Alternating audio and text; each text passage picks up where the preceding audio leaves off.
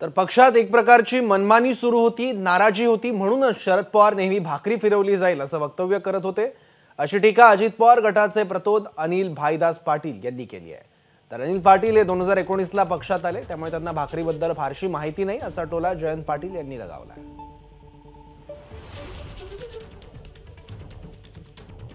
सातत्याने आपल्या निदर्शनात एक गोष्ट आणून देतो की पवार साहेबांच्या बाबतीमध्ये फार मी काही अधिक बोलणार नाही, पण वाद ते सारखं आपल्या भाषणांमधनं आपल्या वक्तव्यातनं सारखं बोलवायचे की भाकरी फिरवली जाईल। भाकरी फिरवली जाईल याचा अर्थच असा असायचा की पक्षामध्ये फार मोठ्या प्रमाणावरती असंतोष आहे, नाराजी आहे।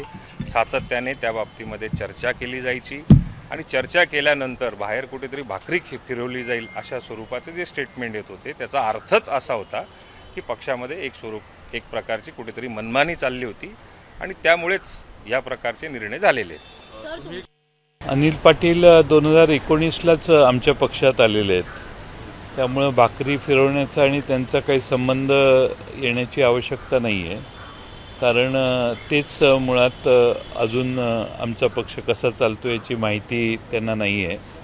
ते आत्ताच नुकतेच आमच्या पक्षात 2019ला त्यांना भारतीय जनता पक्षाने तिकीट दिलं नाही, त्यानंतर ते आमच्या पक्षात आले। एबीपी माझा, उघडा डोळे बघा नीट।